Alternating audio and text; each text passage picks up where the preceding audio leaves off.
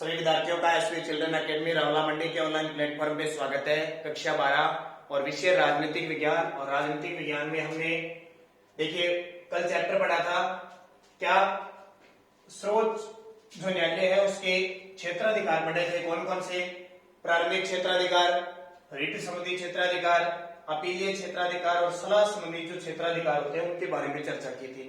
अब एक थोड़ा सा पार्ट रह गया, उसकी हम दोबारा चर्चा कर लेते हैं। जो सर्वोच्च न्यायालय की कहानी रह जाती है क्या, फिर ये हमारा तीसरा चैप्टर वो पूरा हो जाएगा।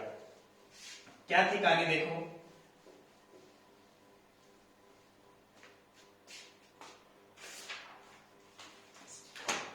न्यायिक सक्रियता। संघीय न्यायपालिका में क्या थी? न्यायिक सक्रियता। न्यायिक सक्रियता का मतलब क्या होता है? न्यायपालिका बनी किस लिए? न्यायपालिका किस लिए बनी? न्याय के लिए। न्यायपालिका का काम क्या है? स्वतंत्र रूप से न्याय करना। स्वतंत्र रूप से न्याय करना, ये था। स्वतंत्र रूप से न्याय करना इसका काम था। ये सिस्टम क्या था? न्यायपालिका न्याय के अंदर न्याय लेने के लिए वही जाता था जिसको जरूरत होती, जो पीड़ित होता था उसको ही याचिका लगानी थी, या हर कोई न्यायालय में चला जाता था। हमारे मौलिक अधिकार है। मौलिक अधिकार, मौलिक अधिकारों का हनन होता था। मौलिक अधिकारों का हनन होता है, यानी अनुच्छेद 12 से 35 तक के, खास करके 32 तक है जो मौलिक अधिकार है। और दूसरा नागरिकता के 511, किसी भी प्रकार का हनन होता है तभी न्यायपालिका में जाता है। पहले देखो, क्योंकि न्यायपालिका हमारे भारत में अंग्रेजों के बाद 1950 में सर्वोच्च न्यायालय की स्थापना हुई थी। और पहले ये होता था जो जिसको न्याय चाहिए, जो पीड़ित था, यानी कह सकते हैं जो पीड़ित होता था ना वही जाता था, खुद पीड़ित होता था वही क्या करता था, न्याय के लिए जाता था। ये सिस्टम था। मान लो आपको किसी, आपका सिस्टम क्या हो गया कि आपका दुर्घटना हो गई, आपको किसी ने टक्कर लगा दी गाड़ी से, आपको पहले तो हॉस्पिटल जाना पड़ेगा। हॉस्पिटल, आप हॉस्पिटल में जब तक सही नहीं हो जाते, हॉस्पिटल यानी अस्पताल में जब तक सही नहीं हो जाते ना, तब तक आप न्यायपालिका में नहीं जा सकते। यानी आप दुर्घटित हो गए, आपकी टांग टूट गई या कुछ और भी हो गया, कुछ भी हो गया, आप पहले हॉस्पिटल में जाओगे, महीना 2 महीना सही होगे, तैयार होगे, फिर आप न्याय में जाओगे, न्यायपालिका में जाओ, कोर्ट में जाओगे कि मेरे साथ ये घटना होगी, मुझे न्याय चाहिए। पहले तो ये सिस्टम होता था। अब 1979 के बाद में अवधारणा बदल गई। 1979 के बाद में क्या अवधारणा बदली कि मान लो आपका दुर्घटना हो गया तो आपका साथी है, आपको कहां ले गया? अस्पताल में ले गया, और आपके लिए वो न्यायपालिका में जा सकता है, कोर्ट में जा सकता है भी, इस तरह करके मेरे दोस्त को इस तरह ये बात हो गई। पहले तो वो खुद ही जाता था, अब ये सिस्टम कर दिया कोई दूसरा व्यक्ति सहानुभूति रखकर भी उसके लिए लड़ सकता है, न्याय के लिए लड़ सकता है। ठीक है। और भी कुछ बातें, जैसे मान लो किसी की हत्या कर दी जाती है और उस परिवार के सदस्यों के द्वारा किसी सहानुभूति रखने वाले के द्वारा वो न्याय ले सकता है। या कहें, देखो एक बड़ी बात, 1979 के बाद क्या सिस्टम हुआ?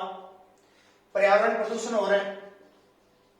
अब लोग, पहले पर्यावरण प्रदूषण से कोई मतलब नहीं था, अब जो समाज सेवी लोग हैं उन्होंने देख लिया कि पर्यावरण प्रदूषण, पर्यावरण के क्षेत्र में इतना प्रदूषण हो रहा है, वातावरण प्रदूषित हो रहा है और हमारी सरकार कुछ नहीं कर रही है।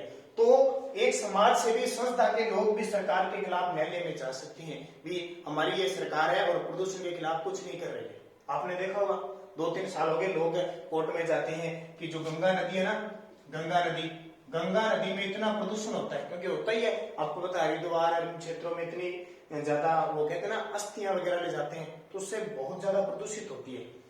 तो क्या किया, गंगा नदी में सरकार ने चला दिया नमामि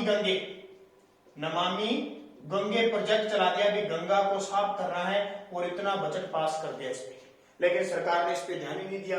नमामि गंगा चला तो दिया लेकिन सरकार ने साफ नहीं किया। तो बड़ी बड़ी जो पर्यावरण से संबंधित संस्थाएं हैं वो कहां चली गई? कोर्ट में चली गई और उन्होंने सरकार के खिलाफ आवाज उठा दी। ये सरकार देखो इतने बड़े प्रोजेक्ट, इतना पैसा खर्च कर रही है और गंगा वैसी की वैसी पड़ी है, सफाई हुई, यमुना वैसी पड़ी है। और भी संस्था के खिलाफ या कहीं से अवैध रूप से खनन हो रहा है तो हम जा सकते हैं। यानी पहले तो होता था जिसका मामला था ना वही न्यायालय में जा सकता था, अब ये सिस्टम हो गया अगर कोई समाज सेवी है दूसरा भी किसी के लिए भी कोर्ट में जा सकता है। ये होती है न्यायिक सक्रियता। और न्याय पहले तो क्या थोड़े बहुत मामले हुआ करते थे, आजकल इतने सारे मामले जाने लगे हैं। कोई भी मौलिक अधिकारों का हनन होता है या वातावरणीय क्षेत्र या सरकार के खिलाफ कुछ भी हो सकता है या कोई कानून का विरोध करके कोर्ट में जा सकता है। जैसे अभी आपने देखा ना कृषि विधेयक पर मामला चल रहा है, कृषि विधेयक पर तो लोग कोर्ट में जाने को तैयार हो गए। ऐसे मामले हो जाते हैं। अब कृषि एक किसान तो है नहीं, पूरे देश में किसान है और कुछ एक लोग ही देखो इन किसानों के लिए कहां जाएंगे, न्यायपालिका का दरवाजा खटखटाएंगे। तो वही है 1979 के बाद प्रक्रिया क्या हो चुकी है, बदल चुकी है। उसको कहते हैं न्यायिक सक्रियता, यानी न्याय के प्रति लोग क्या हो गए हैं, सक्रिय हो गए हैं। न्याय के प्रति लोग क्या हो गए हैं, सक्रिय हो गए हैं। वो होती है न्यायिक सक्रियता। ये बात आ गई न्यायिक सक्रियता की। ध्यान रखना परिवर्तन हो रहा है बहुत कुछ चीजों के लिए। अब आगे देखिए न्यायपालिका और उसके अधिकार। न्यायपालिका और अधिकार,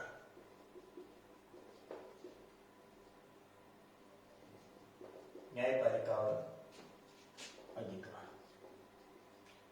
न्यायपालिका और अधिकार की बात करें तो देखो हमने अनुच्छेद 32 पढ़ा, 32 क्या पढ़ा था, याद है आपकी कुछ? अनुच्छेद 32 पढ़ा, कुछ याद है?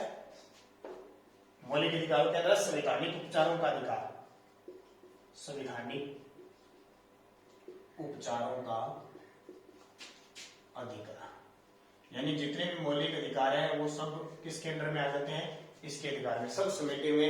इसमें 5 प्रकार की रिटें जारी होती है। अनुच्छेद में रिट जारी करने का अधिकार होता है, बंदी प्रत्यक्षीकरण, पढ़ी थी ना, बंदी प्रत्यक्षीकरण, परमादेश, अधिकार पर्चा, ये सारी 5 प्रकार की रिटें पढ़ी थी, बंदी प्रत्यक्षीकरण, परमादेश, अधिकार पर्चा, प्रेषण, ये सारी। ये अनुच्छेद 32 के तहत सारे मौलिक अधिकारों की रक्षा करता है, संवैधानिक उपचारों का अधिकार। ये तो सुप्रीम कोर्ट है, सुप्रीम, याद रखना सुप्रीम कोर्ट का नाम आते ही आपको दिमाग में आना चाहिए सुप्रीम कोर्ट, उच्चतम न्यायालय या सर्वोच्च न्यायालय।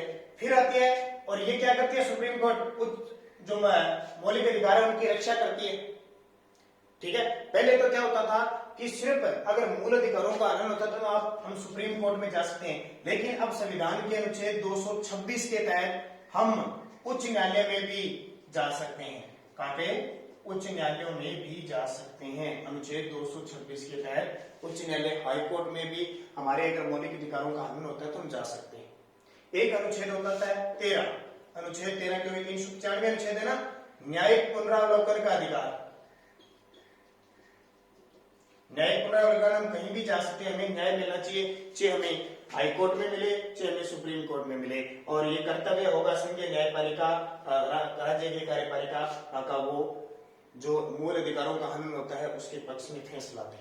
ठीक है, तो न्यायिक पुनरावलोकन है यानी भारत के हर नागरिक को न्याय मिलना चाहिए, भारत के हर एक नागरिक को न्याय मिलना चाहिए। इसके लिए न्यायपालिका की स्थापना की गई है और विश्व का सबसे बड़ा न्यायपालिका है हमारे भारत में। इतना स्वतंत्र, इतना बोझ होते हुए, इतना बड़ा लोकतांत्रिक देश होते हुए भी न्याय, तो न्यायिक पुनरावलोकन का अधिकार के तहत हर एक नागरिक को न्याय देने का अधिकार है। इसका पूरे देश में सुप्रीम कोर्ट है और इसके अंदर राज्य न्यायपालिका। ठीक है, इसके तहत हम किसी के खिलाफ भी जा सकते हैं, संसद के खिलाफ हम जा सकते हैं। इसके कई बार क्या होता है, संसद और न्यायपालिका का टकराव हो जाता है। कई बार टकराव क्या होता है, न्यायाधीशों की नियुक्ति के लिए टकराव हो जाता है। कई बार संसद जो कानून बनाती है न्यायपालिका उसे खारिज कर देती है। ठीक है, कई बार संसद इस तरह के काम करते हैं तो न्यायपालिका उसको क्या करती है, उस पर जुर्माना वगैरह लगा देती है। केंद्र सरकार पर जुर्माना, राज्य सरकारों पर जुर्माना लगाती है। न्यायपालिका स्पेशल किसी अदालत के लिए सीबीआई का गठन करती है, कहते हैं ना सीबीआई जांच करो, तो सीबीआई के तहत भी जांचें करवा सकती है। बड़े बड़े भ्रष्टाचारियों को पकड़ने के लिए, नेताओं को पकड़ने के लिए सीबीआई जांच होती है। जैसे अभी आपने देखा होगा सुशांत सिंह राजपूत अभिनेता है, उसने आत्महत्या कर ली थी। अब क्यों आत्महत्या की, इसकी जांच के लिए सीबीआई जांच बिठा दी, सेंट्रल ब्यूरो इन्वेस्टिगेशन। ये स्पेशल फोर्स होती है, ये जांच पड़ताल न्यायालय की तरफ से आती है और स्पेशल इसमें आपको पता है सुशांत सिंह क्यों मरा, क्या वजह थी, इसके साथ कौन कौन मिले हैं। जब भी सीबीआई का नाम आ जाएगा इसका मतलब बहुत गहन पड़ताल होगी। वो फिर इसके अंदर नेता भी आ सकते हैं, राष्ट्रपति, प्रधानमंत्री, सबको न्यायपालिका जैसे। किसके तहत? न्यायिक पुनरावलोकन अनुच्छेद के तहत, यानी अनुच्छेद 13 के तहत न्यायिक पुनरावलोकन न्याय दिया जा सकता है। किसी भी प्रकार से न्यायपालिका स्वतंत्र है। येन केन प्रकरण हर एक नागरिकों को न्याय देना, स्वतंत्र न्याय देना न्यायपालिका का कर्तव्य बनता है। ये चीजें आपको याद रखनी है। ये हमारा था संघीय न्यायपालिका। कौन सा था? संघीय न्यायपालिका के बारे में पढ़ा। ये हमारा चैप्टर पूरा हो जाता है संघीय न्यायपालिका का। कल से हम पढ़ेंगे राज्य। हमने क्या पढ़ा? संसद पढ़ी जो केंद्र में है, राष्ट्रपति पढ़ा, प्रधानमंत्री, मंत्री परिषद पढ़े सारे। अब आगे से जो पार्ट है ना वो राज्यों की है। राज्यपाल कैसे बनता है, मुख्यमंत्री कैसे बनता है, वहां की मंत्री। अब हमारे राजस्थान के संदर्भ में बहुत कुछ बातें करेंगे। सरपंच कैसे बनता है, हमारे राज्य में हाईकोर्ट कैसे होता है, उनके बारे में। अब थोड़ी सी बात और सुन लो। हमारे देश में एक उच्चतम न्यायालय, थोड़ी सी दोबारा सुन लो। उच्चतम न्यायालय की दोबारा चर्चा कर लेता हूं मैं। उच्चतम न्यायालय समझ तो गया ना? उच्चतम न्यायालय, सुप्रीम कोर्ट और सर्वोच्च न्यायालय। स्थापना 1950 और मुख्यालय दिल्ली में। ठीक। इसके अलावा बात ध्यान, हमारे देश के प्रथम मुख्य न्यायाधीश, उच्चतम न्यायालय के प्रथम मुख्य न्यायाधीश ध्यान रखना कौन थे? तो हीरालाल जे कानिया। हीरालाल जे कानिया, याद रखना, ये बात इंपॉर्टेंट है। अब ये है वर्तमान में कौन है? वर्तमान में मुख्य न्यायाधीश, वर्तमान में मुख्य न्यायाधीश। तो क्या बताओगे? देखो पहले तो थे प्रथम मुख्य न्यायाधीश हीरालाल जी कानिया। अब आज तक हमारे देश में 37 मुख्य न्यायाधीश आ चुके हैं। अब 47, वर्तमान में 47 में मुख्य न्यायाधीश आपसे पूछ ले तो कौन है? अरविंद शरद बोबड़े। याद रखना कौन है? अरविंद शरद बोबड़े वर्तमान में हमारे देश के क्या है? मुख्य न्यायाधीश। जैसे अभी आपने देखा अयोध्या राम मंदिर बना है, सुप्रीम कोर्ट का फैसला आया, इसी उच्चतम न्यायालय के लिए। क्योंकि देखो पहले छोटे छोटे फैसले आते थे। पहले जैसे उत्तर प्रदेश में इलाहाबाद हाईकोर्ट है, उसका आया तो लोगों ने नहीं माना। लेकिन जब अंतिम अपील या क्षेत्राधिकार सुप्रीम कोर्ट का आया 9 नवंबर 2019 को, तो सबने मान लिया, चाहे वो हिंदू है चाहे मुसलमान है। सुप्रीम कोर्ट ने फैसला दे दिया तो दे दिया, राम मंदिर बनेगा तो बनेगा, ऐसे होते ही न्याय। तो वर्तमान में 47वें मुख्य न्यायाधीश है अरविंद शरद बोबड़े।